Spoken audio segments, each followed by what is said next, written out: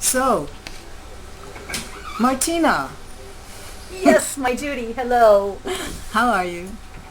I'm really well, thank you. And you? I'm fine, thank you. I'm fine. I'm excited to talk to you again. Today is I'm Martina. excited to I'm excited to talk to you too, and as always, you look just beautiful. Well, thank you very much. You're welcome. I want to know about your poetry reading that you had on the 27th for your. Yeah. It was for late night radio. What was the reading Well, for? actually, it was a general reading for. I picked something from each book to read. But you know what? This was a really unusual and delightful reading for me because I haven't read here before in my new home in Palm Springs, Uh-huh. and I didn't know what kind of audience I was going to get. I'm used to reading to like students or other poets or even in coffee shops in LA, everybody's a writer of some kind. So I just didn't have any idea what sort of audience I would have, and they were wonderful. I mean, they were just attentive and seemed to enjoy the work, and I was just real pleased, because I was really nervous about it. Yeah. And I thought, oh, you don't know your audience. What am I going to say? Yeah. But anyway, it was a lovely reading. It went beautifully. Oh, that's wonderful. Did they make comments? Were there certain poems that rang above others? No, well, yes. One of the poems was received just amazingly well. I was very surprised. It was a poem that I don't often read because it's kind of long, and I finished the reading with it, and it's called Beautiful. And I finished the reading with it, and several people said, "Which book is that in? I want to get that book. I want to get the book that that's in." Oh, that's wonderful. It was a lot of fun. In fact, I have not had that happen before, where somebody said, "Which book is that poem in? Because I want that book." Oh, that's So wonderful. it was really fun for me. That was really enjoyable. Wow. That's great. All right. Are you going to make this a regular thing? Do you think you'll be going back? I sure hope so. That a couple of people asked after the reading. A couple of people asked me, "Will you be coming back? And are you reading anywhere else?" And I said, "Yeah, I'd like to," and I don't know, and the usual thing you say, if if Espresso Cielo, that's the name of the place, if they'll invite me. Yes. But I wasn't too sure what to say.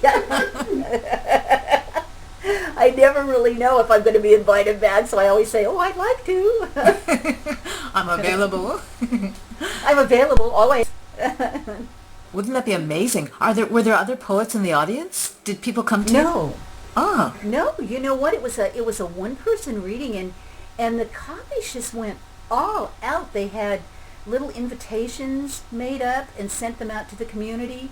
They had an article in the local paper. They had posters up, and I was floored. I really was. It was sort of like the biggest marketing thing that I've ever seen, for one of my readings.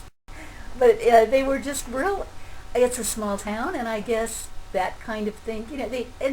I didn't pay for it. I mean, the guy had these invitations made and had the posters made and everything, and I mean, oh, it was great. It was great. I felt like a star, superstar me. That's amazing. And absolutely, that's how it should have been all along. I mean, of course. Oh yeah, well, absolutely. But everything in its time. That's great. So, Yeah, it was fun. are there any of the posters online that I could see them? I'd love to see what they did. Do you know? Oh, I think so. I'm just a minute. I'm thinking. I think they are. You know what? I think the posters are online. I'll tell you what. Let me send it to you after we talk, Okay. and you can take a look, because I'm not sure where they are, but they were up. If nothing else, I can just show you one. I could pick one up here and show you. Do you know where they are, Brian, the posters? Oh, I was going to show. It's between the two. Give me a second. I'll get. They're between the two bookcases in my office, and I'm going to show you one on camera. Anyway, we can go on. Great. Okay. Now, I've got legitimate questions, we're not just talking here. I even thought of questions I wanted to ask you. Okay. I'd like All right. Okay. Of your latest pieces, are there any special favorites that you have? that you would even consider reading right now? Is that a possibility? Yeah, absolutely. Oh, wow.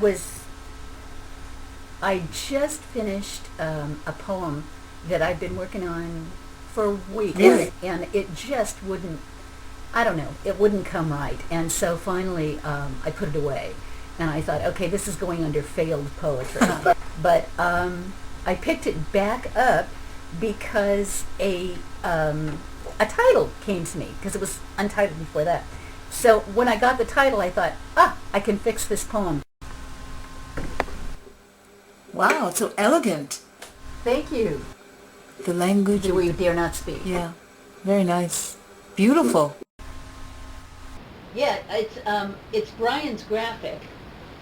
He's the one that did that, and it was sort of that was the theme of the reading. Actually, was perhaps the language we dare not speak, and I had that logo on like all the little tote bags and the little shopping bags and Oh, stuff. cute. So yeah, it was nice.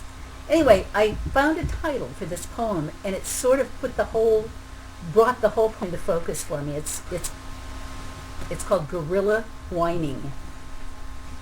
The poem is yeah. Shall I go ahead? Yes, sure. Bekef. Okay. Oh, I just spoke Hebrew to you. Yes. Okay, it's called Gorilla Whining. Okay. This poem is pounding on the door of your perceptions, groveling at the knees of your conscience. I offer you the precarious kiss of reality, the work of the homeless to survive one more night, the limiting nature of nuclear incident, the criminality of our prejudices, the arrogance of our wealth. The monsters of commerce call to us, and we respond, choking on $12.95 wine and caraway crackers. The whites of the world's eyes are blushing with exhaustion. Good people have calloused lips from sucking the blame out of the tall, frosted glasses held by congressmen and princes.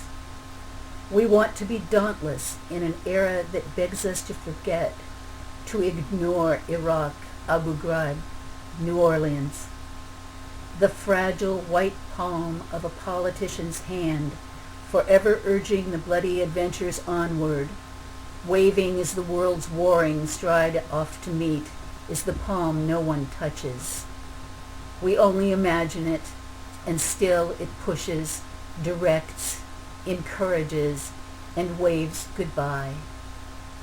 Larry Levis says that terror is a complete state of understanding. I get that. I agree with that. Politics is a meaningless famine. It gives us the necessary vocabulary to discuss our new myths. It is compensatory collateral that makes of us sheep children, floating in nameless liquid in clear glass jars on the shelves of freaking hell.